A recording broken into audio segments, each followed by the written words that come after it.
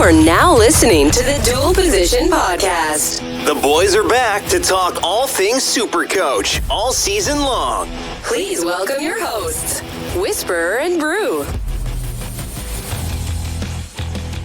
Now, I know last week we said we'd be back mid-December, but a lot of things happened in the NRL. A lot of players moved clubs, and we need to break this thing down. I think this has been one of the most active free agency classes that I can remember in quite a long time. A lot to delve into. I think a lot of it's going to have big implications for our SuperCoach sides moving forward. As always, I am joined by my wonderful co-host, Brew. How we going, mate? I'm excellent, Josh. Happy to be back. I know it's a little bit sooner than what we mentioned, but what can we say? We love discussing SuperCoach, so let's get on with it. And the feedback to last week's episode was really positive, so really happy to see that the new launch has gone down a success, which is always nice when you launch new things, and obviously good for you as well that the people have got around you, and it's been really nice for me to have someone to bounce off, and a lot of people really like that. A bit of housekeeping out of the way. If you're listening on Apple, a 5-star review, leave some feedback would be fantastic. Gets the show a long way, helps spread the dual position message out a little bit further. If you are watching on YouTube, thanks for tuning in last week. We're back once again. So like, subscribe, all that stuff, whatever the influencers tell you to do these days, do it for us too. If you're listening on Spotify, Anchor, Amazon, wherever you else get your podcast from, just keep listening. That's all we can ask you to do. Mate, there has been a lot happening, and no better place to start off with than the Brisbane Broncos. Now, in their top 30 roster, they have one spot opened, but they have made quite a few off-season moves. The ones that we'll take off out of the way, Billy Walters, Jordan Pierre, and Branko Lee. I think these are all good depth signings. I'm not too sure the ramifications they have on the SuperCoach landscape, but there's 3 big ones we'll talk about. We'll start with Ryan James. No doubt about it that we've seen his better days behind him. Ricky Stewart didn't use him well last year, but when he did use him effectively, there was quite a fair bit to like about him. He can find the line, and I think he'll be really good for the players in sort of Monday to Friday rather than just game day. But SuperCoach Classic, he's probably going to have to see 35, 40 minutes off the bench to be really relevant again in 2022. Yeah, I don't really think he's going to be much of a SuperCoach factor this year. I think he'll do wonderful things for Brisbane as a club. I think his maturity as a leader will help their young forwards. But as a SuperCoach player, I just don't expect him to be starting. And if he's not starting and he's coming off the bench, I just don't think he'll be a factor this season for us. Now, another one who won't be a factor for me at all unless he gets the dual position eligibility is Kurt Capewell. Unless he's getting that centre wing spot next to his name, I just don't think he has the output to be that consistent guy that we can start in our second row. We saw glimpses last year where he had bases of over 60, but we also saw games where he had bases under 30, so a little bit too hard for us to judge. If he gets that centre wing spot, it makes it a lot easier, but I don't think he will this year, unfortunately. No, I don't see it happening this year. I don't think they have plans for him to play in the centre, whereas obviously it did happen from time to time at Penrith. He's a very serviceable forward, but I don't think he's elite. So unless he was really cheap next year, I don't see him being an early season option. Now, the big one for the Broncos, look, he was no star at South Sydney when it comes to SuperCoach. I don't really think he'll be a star at the Broncos when it comes to SuperCoach. He'll be a fantastic play for them. He's the 7th that they've been crying out for a couple of years. He'll be really stable for them, but for SuperCoach, in a much better side at South Sydney, he wasn't, I would say, top 3, and I don't think he's going to be that this year in Adam Reynolds at the Broncos. I think he might be a good plug and play option if we are a bit short at the start of the season in the halves. Being in a worse side might be better for Adam Reynolds, which kind of sounds silly to say, but there were so many people that could score points in South. He didn't need to do it all. There's probably less of that at Brisbane. He will need to be much more of the ringmaster. So there could be an opportunity for him to get a solid enough average to be a nice plug and play for a little while to start the season. They don't play the first bye, so you wouldn't have him for a long time, but they do have a healthy draw for the first month, and then probably for about 6 weeks leading into the bye as well. So there's definitely a world where you could start with Reynolds, but I don't think he's going to be that elite 65 plus average option. Especially if Cleary comes back earlier than what anticipated. He comes back a little bit banged up. He might drop a few points and drop some coin. He could be a good enabler to get you to Cleary on the cheap, but still plenty of time out. I know that when we get to Penrith, you've got a little bit of word on Cleary, and we'll touch on that in due course. For the Raiders, they've got one spot open in their top 30. You and I are the furthest thing from health professionals, and we're not giving COVID vaccine advice at all. But unfortunately, in the modern NRL, there is players that won't be vaccinated, which is perfectly fine for their beliefs and whatnot. But that is Josh Papali'i and Joe Tarpany from all reports. It's going to have a little bit of implication for them moving forward if they decide not to get jabbed. I know that I think Queensland are putting restrictions on non-vaccinated players, as with Melbourne, and I'm pretty sure you can't fly overseas to New Zealand. So that would keep them sort of in that ACT and Sydney bubble. That might open up a spot for one of the new recruits in Adam Elliott. Look, he was putting up some okay scores at the Bulldogs last year in a pretty dismal side. If Ricky Stewart asks him to play 80, I know he asks his edge-back rowers to play big minutes. Elliot Whitehead, John Bateman, when he was there, they were playing big minutes. So if Adam Elliott can be on that edge and play big minutes, he could be a go. But we know Ricky Stewart, it's hard to trust him with his forwards. Yeah, it's very hard to trust him with his forwards after what he's done to us in the last couple of seasons. Look, if Elliott was playing 80 or close to it, he might be an option. He'll probably start the season quite cheap. But that trust factor with Canberra and the unknown as well. What if the boys end up getting jabbed because they don't want to miss football? All things that we can't really comment on. So I won't. There's a lot of variables there. I'll probably avoid Canberra players to start, I think. Yeah, it's hard. And I think Canberra looking for a big bounce back here. Obviously disappointing last year. They made a big acquisition in the halves in Jamal Fogarty. Now, if Elliott's running off Fogarty, could be ideal for him to hit some holes. He did that well last year as well. But Jamal Fogarty, I don't see him being as much of a game broker as he was at the Titans. He had times there where he'd put up 3 or 4 try assists to try himself and put up 100, but he also had times where he would score less than 20. I think it's just too high, and the peaks and valleys are just too much when we can pick someone like a Cleary for double the price, but know what we're going to get. Yeah, it'll really come down to whether or not Cleary starts the season and who's available at what price. He might be in the similar vein to Reynolds that you could plug and play him for a little while, but I don't think he's going to be your gun half for the season down in Canberra. And the other acquisition that the Raiders have made is Peter Holler. For the right price, he could be very similar to Ryan James's output last year. I was keen on Peter Holler this year, but who knows what's going to happen moving forward with him. The Bulldogs, a side who have probably made some of the biggest off-season moves. They have 0 spots left in their top 30, but they have a lot to sort of bring in. We'll go with the lesser names. We've got King, we've got Josh Cook, we've got Braden Burns all coming in, John Asiata as well, but he's been pretty vocal about not being vaccinated, similar to Tarpany and Papali'i. But the big ones here, mate, TPJ, Paul Vaughan, Brett Naden, and Matt Burton, and Addo Carver, so we can't forget those guys. Look, we'll kick off with the backs in Brett Naden. He's probably fighting with, I wouldn't say Aaron Sharp. I think Aaron Sharp's got one of those held down, but Will Hopewade exits the club, which would probably see an opening for Brett Naden, you'd think. Yeah, Naden will play on the right side. And I think he probably can get a starting spot there. And I think he's actually a good player. If he's got his head in the game and not on the lines, he might be a very good option for them to start the season. Braden Burns is the interesting one. He could do big things playing outside Burton and inside Addo Carr, but I'm not sure if he gets that spot. Shot played pretty well last year. I think he probably earned the spot. So it'd be interesting to see what happens throughout the trials, because I think it'll be one of those two starting in the fall. Yeah, with Naden, you'd think. But yeah, I like Aaron Sharp. We touched on him in last week's podcast. I think he's done enough to hold his spot. Now, Matt Duffy, you assume slots straight into fullback with the departure of Nick Amini. So yeah, Matt Duffy, I don't think any questions about that. Paul Vaughan. I really like Paul Vaughan. I think Paul Vaughan's got a lot to prove. Obviously, things went down at the Dragons. Not ideal, which is not, I guess, what we want to see from him, but I think there's a point to prove from him. I think he'll be a good leader in this forward pack. They're going to need that experience with Adam Elliott departing to the Raiders, as we've just touched on.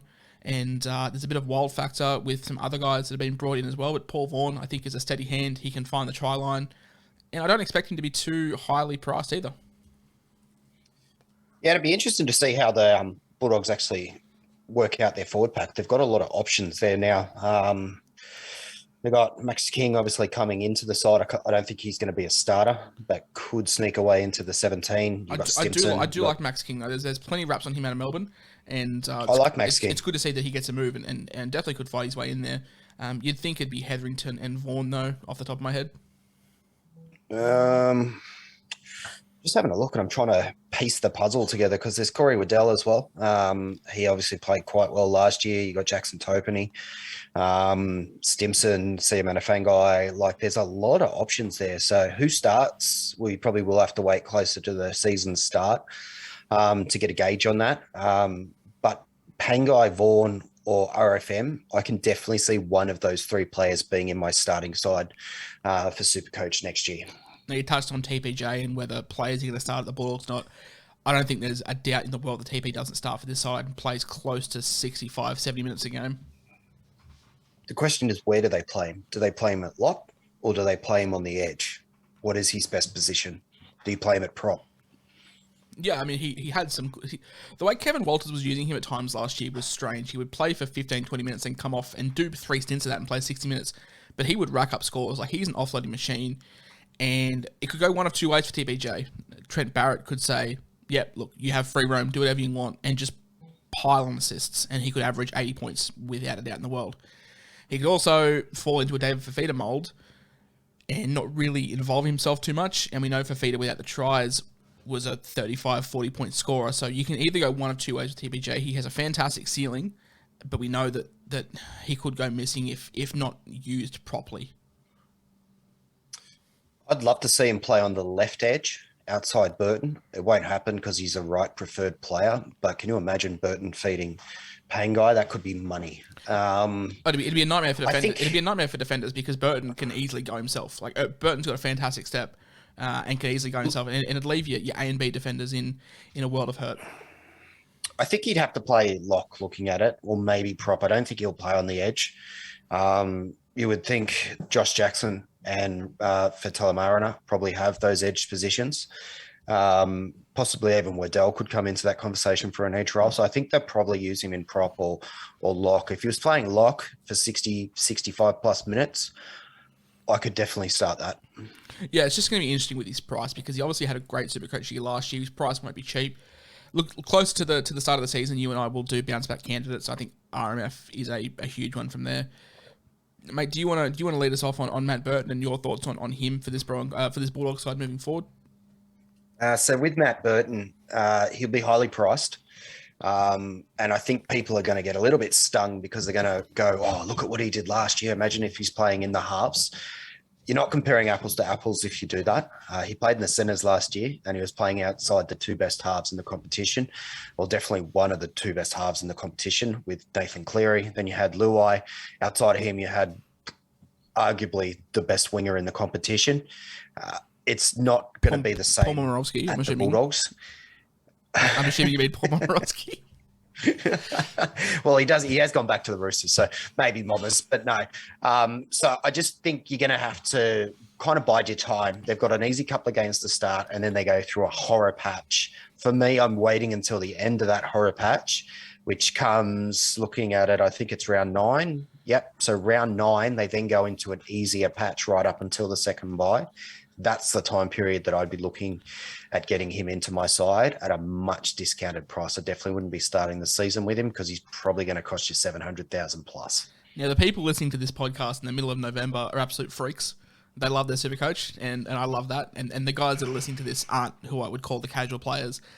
But I would expect Burton's like over 15, 20% ownership when SuperCoach opens. I think a lot of people that don't play as serious as you and myself and the listeners, people that maybe just pick their team and forget about it, I think they're gonna fall over Burton because of what he did and exactly what you said. Like, oh, he did that in the centres. What can he do with the halves? But you've got Jerome Luai and Nathan Cleary feeding your ball, and they're the New South Wales halves. Like, I worry about Burton. I think we can get him cheaper down the line.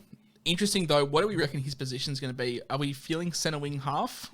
Or are we feeling half 5'8", same as what he was last year? Yeah, I don't think he'll get the centre eligibility because I don't think there's going to be any plans for him to play centre.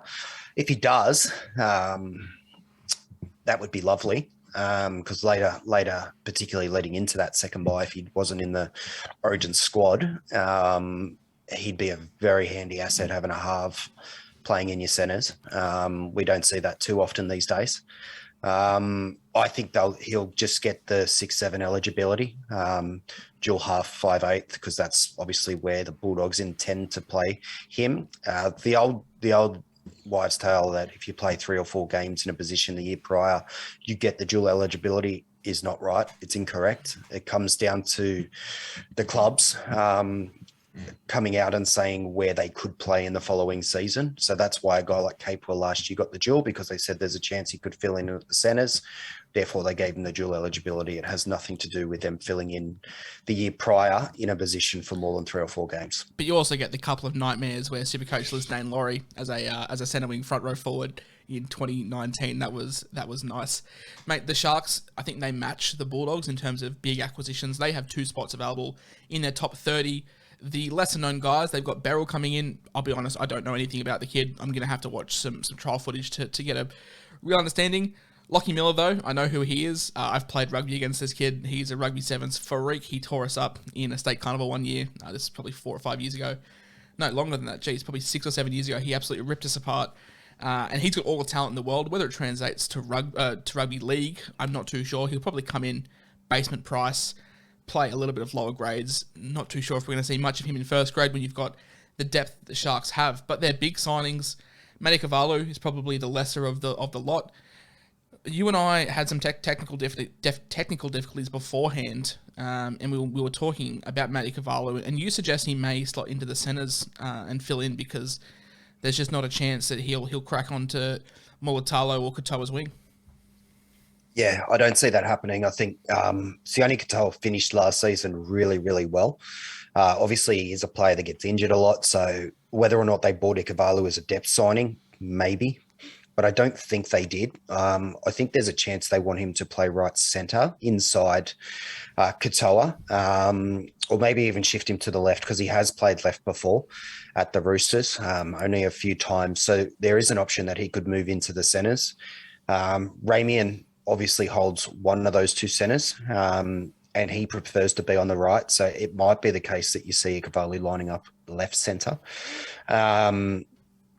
For Cronulla, but he's a definite watch the preseason, watch the trials, see where they do play him. I think he's too good to be a depth piece. I think he showed that last year at the Roosters when he was given his opportunities, and obviously he ended up getting a lot of opportunities with Brett Morris's injury. So definitely it's a wait and see. I think there is an opportunity there that he does change position and become a centre. Craig Fitzgibbon, the Sharks coach, obviously assistant coach at the Roosters, has gone out and deliberately taken Cavallo. So they've obviously got plans for him. It'll be very interesting to see how they play him. Yep, 100%. I'm assuming that's what you're thinking is that they haven't picked up just to fill it. Like they've gone out and chased Cavallo. The Roosters assistant coach, now coaching the Sharks, has gone out and picked him up. Yeah, I think they know that he's being underutilised at the Roosters, so I don't think the plan is to take him to the Sharks and underutilise him again. I think Fitzgibbon sees something in him as a player and has gone, I want that guy on my side. It's now just a matter of where he slots in that side. Because I don't really see him displacing a winger. I also don't think Ikevalu would, like, if you're not leaving the Roosters as a rotation piece to go to the Sharks to be a rotation piece. Like, I know where I'm staying. If I'm told I'm going to be riding the pine, I stay at the Roosters. Yeah, exactly. Because there's every chance, you make a grand final, someone gets injured, and suddenly you got a premiership. Like, I don't think the Sharks are going to win the premiership next year. I think they're a top 6 side. Whereas the Roosters, full strength Roosters, could win the comp next year. It's very plausible. So I think you bang on the money there. Now, Dale Finucane, no surprise he is getting on in age, but he can still provide a lot to a club behind the scenes. Now, he dropped off last year of his average, dropped off in minutes, dropped off in production, but statistically in years gone by, he averages anywhere from sort of 53 to 56 in around 55 to 60 minutes a game. There's a lot of forwards at the Cronulla Sharks. I'm not too sure if Finucane's going to be seeing big enough game time for him to be all of a sudden SuperCoach relevant. I think he's just a fantastic signing to have around the club. Yeah, I think he's a great bloke, a great human being. He does a lot of stuff. But yeah, as you said, I don't think he's really gone to that club to be a 65-minute man. I think he's gone there for his experience, to give a lot of depth to a very young forward pack, because outside of Tolman, that pack is very young. I think he's just there to help your Rudolphs and your Teague Wiltons and these younger blokes. So I think he's a great signing for the club, but I don't really think he's going to be a huge SuperCoach option. You mentioned Toby Rudolph, very meat and potatoes footballer. You know what you're going to get from him week in, week out. Played a bit of 13 last year. Not the ideal 13 moving forward for the modern NRL, but definitely can serve you a job in the front row. They get that respite at 13. I don't think Cam McInnes comes in and plays 9. I still think the Sharks value Blake Brayley very highly. I still think there's a fair bit for him to give. He might come to the bench, and McInnes might move into 9 every now and then, but I would expect to see Cam McInnes start at 13. But I still think he maintains that dual eligibility at hooker and second row. I know that you're a huge fan of Cam McInnes, mate, so I'll let you lead this one off. Yeah, there's no way that he loses his duel because I think you pretty much nailed it. I think he starts the year at 13.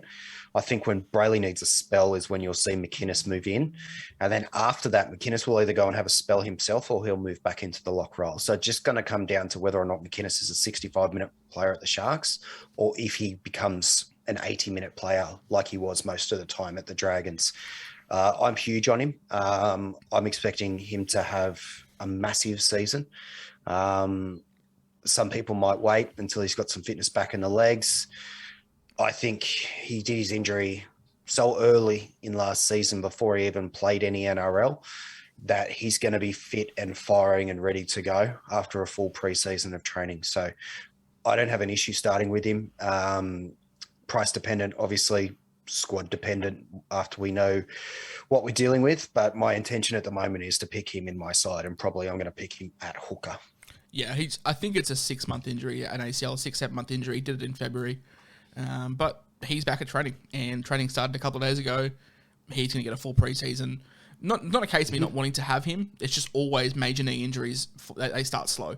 But I don't think we've seen something this delayed. Like, he's had such a prolonged period off to become fit. I think that may counter it. I want to see how he goes in the trials before I make a jump with him. But I'm not too worried about Cam McInnes, actually. Like, the more I think about it, the more that I'm probably going to come around to picking him round 1, especially if the next man that we talked about isn't promoted to his side's top 30 in the next side. But they've also got one more acquisition, one of the biggest off-season moves in Nicho Hynes.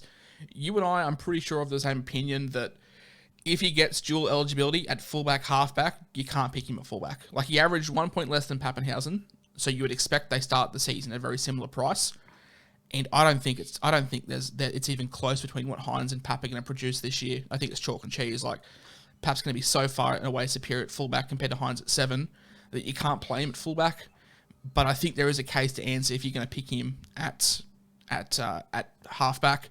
And that's the case. If you go without Turbo, it's going to free up a fair bit of cash. If you decide to go 2 of the lesser fullbacks in Tedesco or Pap or Latrell or whoever, it's going to free up a lot of cash. If you don't go with Nathan Cleary as well, you're going to free up a fair bit of cash here for Nicho Hynes.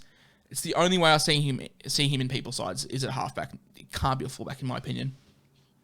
If he's dual half fullback and he plays fullback for the Sharks, that would be wonderful. Oh, that'd be a miracle. I will pick him as 7. But no, he's not going to play fullback for the Sharks. He's going to play in the halves. It's just whether or not it's 6 or 7, but 6 or 7, it's just a number. It's just what side of the park he's going to predominantly play on. So I think you're going to be paying $750,000 for basically a sight unseen halfback. We've only really seen him play a game and a half for Melbourne. In a much different system as well. A much different system. Yeah, which is what I was about to say. The Cronulla Sharks are not the Melbourne Storm. You're not going to be able to just move position and then it's like nothing's changed, which is basically what happens at Melbourne when someone goes down. It's going to be interesting to see how he develops as a half because he's a very good fullback. But I don't think you could be spending, $750,000 to start the season on a halfback who's not named Nathan Cleary. I just don't see him displacing Will Kennedy. As much as I think Nicho Hynes is a better footballer than Will Kennedy, he's earned that spot on merit. Like he was a shining light for the past 2 years. It wasn't just last year's outbreak. He was good the year before as well. And I think Craig Fitzgibbon's been pretty vocal about playing Nicho Hynes in the halves. And I think he'll create a lot of space for sides, but at fullback, you're finishing a lot more than what you are. And we know that in SuperCoach, your finishing is rewarded way more than what your creative stats are. So for me, Nicho Hynes, if by some miracle he starts at fullback and gets the halfback eligibility, fantastic. Should be owned by 100% of people. But I just don't see it happening. And I think he plays half, and I think he has a little bit of a regression. I still think he averages 65, but that's a 13 point down on what last year was, and that's a fair bit of coin coming off. And if the Sharks gel later in the year, he could definitely be one to have for the run home. Mate, we mentioned Cam McInnes filling in at hooker. Now, the Titans have 2 spots open in their top 30, but the key point here, Aaron Booth is not in the top 30, which a lot of people pin their hopes on. We think he gets upgraded, don't we? Yeah, I think he does.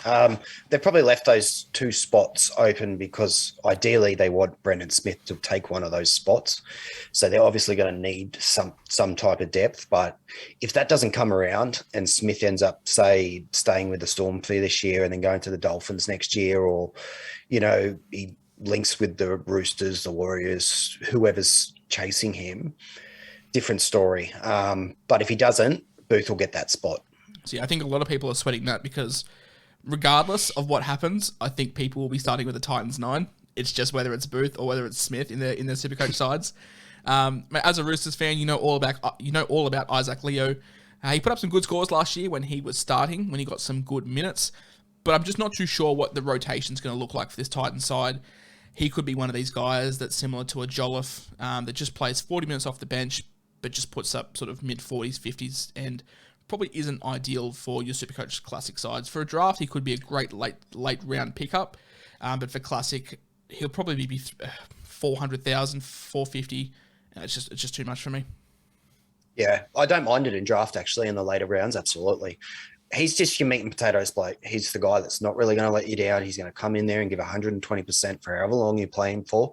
If you need someone gets injured and you need to throw him in the starting lineup, he's going to do just as good a job as they are. He's not a superstar, but he's a very talented, consistent player. And he's probably a really good buy for the Titans because they've typically had a lot of injuries in their team. If you needed a guy like Leo to step up, he's going to do that job for them and you're not going to lose a whole lot. Now, the other 2 acquisitions they've made, I think, are good. They're good depth signings. Not going to have too much impact on the top 13 or our Supercoach sides. Paul Turner, bit of a half, bit of a 5'8", bit of a hooker from the Warriors. I think he's yet to sort of nail down a role in a side. Had that chance last year. I think he was competing with Sean O'Sullivan when Chanel Harris-Tavita went down with that foot injury, and it was edged out to Sean O'Sullivan.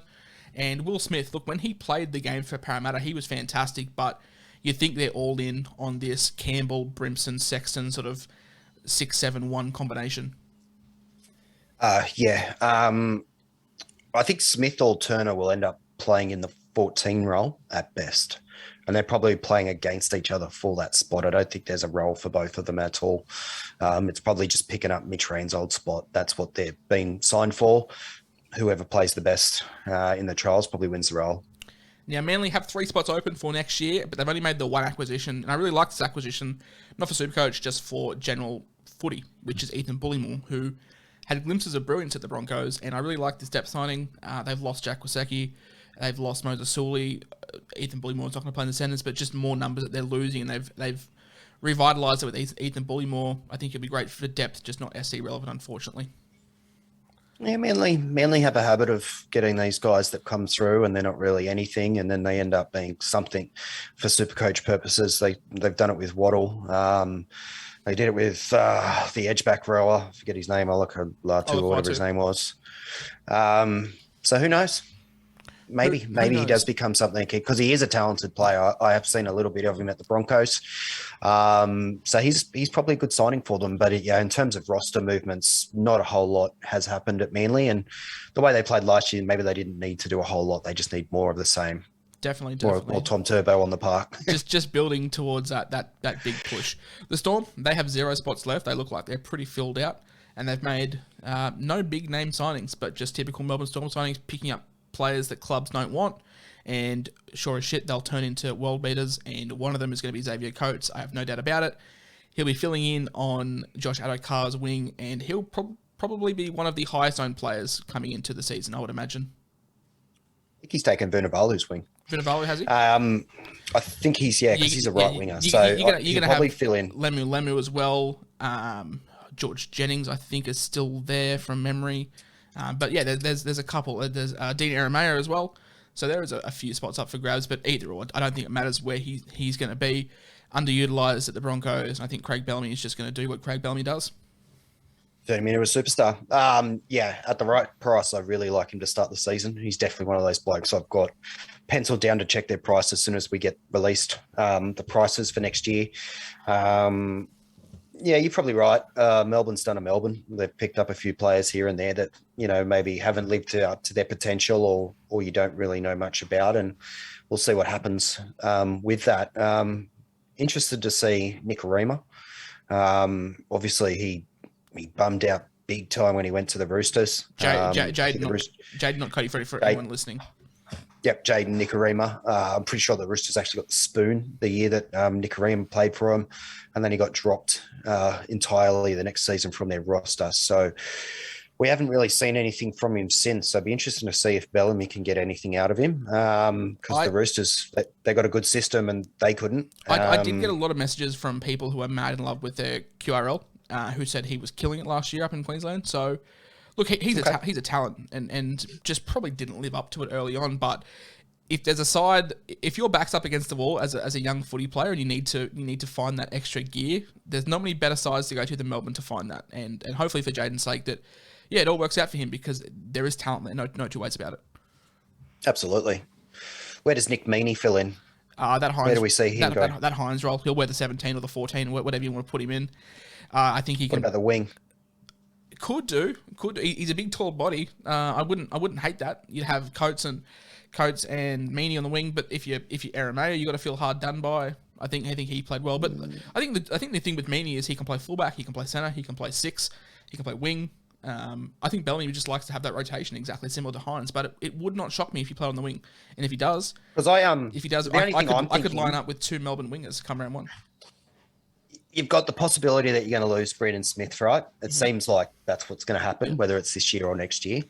So there, you're losing a real dual function body there. You've got Cooper Johns that you probably want to start bringing through the ranks because it's heavily rumoured that Jerome Hughes is on the market to go to the Dolphins the season after next. There's talk about Cam Munster as well, heading off at the end of his contract as well. So, and he's got his behavioural issues, so there is a chance that Melbourne might not fight that as much as they would have previously. So I reckon there's a lot that's going to play out this year in Melbourne, and you'll start to see a skeleton of what they maybe look for in the future, because I think they're going to start losing some bodies. And for the first time, well, pretty much in the Melbourne Storm's existence, they might have a period where they actually need to rebuild. Look, we've been saying that since 1999, and they still keep going. But yeah, look, who knows? There's definitely moving pieces. That Jerome Hughes news that's come out earlier today. We are recording on the 17th of November. That dropped this morning, it's huge. Another signing that I don't know anything about, William Warbrick. I can't comment on, unfortunately. Another one to note here, Nelson Asafa-Solomona. Another one of these guys that is pretty vocal about not being vaccinated. So that might open up a spot for someone like a Josh King, who has moved to the Storm as well. So one to watch out for. And the last side that we'll talk about today, before we finish up for part one of the new recruits, the Knights. Mitchell Pearce has left the building. A lot of people are talking about a potential Luke Brooks move, but people are forgetting that Adam Clune has moved to the Knights. Do we see a Clifford Clune partnership in the halves? No, I see Drinkwater getting poached by Newcastle. I've heard this before the season starts. I don't like it. It just makes sense to me. Like we were talking, I remember the back end of last year, you and I were discussing the Cowboys in depth on one of the podcasts, and we were just saying there's too many pieces and you've spent too much money on certain of those pieces. So who's the missing man? Who's the one that's going to be kind of shafted?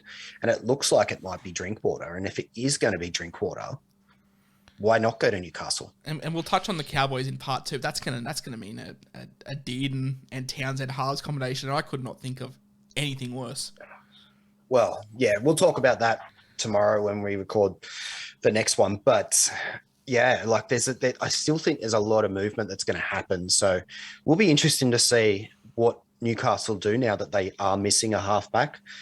You know, Phoenix Crossland's been spoken about for feels like forever, but he's barely played any NRL. And when he has played, I don't want to play. He hasn't done much. Yeah, I don't want to play a bash, but when he has been given the opportunity, it just feels like he hasn't taken it with two hands. And the Knights side without Mitchell Pearce struggles. Like we all know that. And letting Pearce go, it's gonna be a big job to fill it. I like Mitchell Pearce a lot for his game management. But Adam Clune, I think, has snuck under the radar. He does a job at the Dragons. But yeah, I mean, Adam O'Brien has got a lot of young pieces there. he's going to have to fill the void. Obviously, no better coach than Andrew Johns to be your halves consultant to try and work that out. So we've still got a bit of time for this off-season move to happen. We could see Scott Drinkwater move over and a Clifford Drinkwater halves combination. Not terrible. It's not Mitchell Pearce though, and I'm very high on Mitchell Pearce. I rate him highly as a footballer, and I rate him highly as a game manager. One more that is an interesting point that I want to talk about. Now, Bradman Best, left-sided centre, struggles to stay on the park with injury. Dane Gagai, left-sided centre. And, just a phenom this year. Had a career year, averaged 12 points more than what he did last year. So he had a great year. I just don't see him being as relevant as what he was last year. But more importantly, I want to know where he lines up in this side. He'll line up at right centre. He might move to left centre when Bradman Best, gets injured, because that's what Bradman Best does. But Gagai used to play on the right, so I think it just makes sense that you would just shift him over to the right. He's played plenty of Origin on the right side as well. So Gagai moves right, and it's Best's left centre role. But can Best finally get his body right? That's the question. And then we've got like a lot of flow-ons from the wingers. You've got Stafford Toa. A lot of the guys that listen to this podcast know I'm a huge fan of Dominic Young as well. So definitely a young core being built at the Knights. I think they're probably a couple of years away from really contending. I want to see how Ponga goes without Pearce, because it looked like Ponga was playing more in that right side. Ponga's been very open about wanting to play both sides. He's dominant on the left, and on the right not so much, and we saw it towards the end of last year. But if he can develop and be that other ball player that they're going to lack without Pearce, then who knows what the Knights can be, but I still think they're probably a couple of years away from making it a big, deep run. I would hope that Adam O'Brien has told Jake Clifford that he needs to involve Ponga more in the play. Painful to watch last year. He just cut him out. As soon as he came along, he just killed Ponga. All of a sudden, he wasn't getting those balls out the back. Clifford would kick, or he'd go himself, or he'd kind of put Ponga in the wrong position where he ended up having to throw it to Pearce. It was just awful. But it looks like Joey's back involved with them. Gidley's involved there too. So they're obviously getting the legends involved with the club again. And having Andrew Johns, the best sevens pretty much to ever wear the game. To wear it in the game, it certainly can't hurt them. And I hope they're working on their combos so that they stop killing their best player. Yeah, if you've got a superstar fullback like Callum Ponga, use him to your advantage rather than have him as a secondary piece. But mate, that's going to wrap it up. The first 8 sides for the new recruits all done. We will jump back on the mic in a couple of days, and we'll do part 2, and we'll get that out to you next week. But yeah, I think there's plenty to move, and in this back half of the 8, there's definitely some other teams here that have had some big acquisitions. So hopefully you guys have enjoyed it. We are still counting down until Teamless Tuesday. I think it's about 115 days. Definitely don't have it marked on the calendar. But Broodmate, I thank you very much for coming on once again, and we'll be back with part 2 next week. Goody. Ciao for now, guys.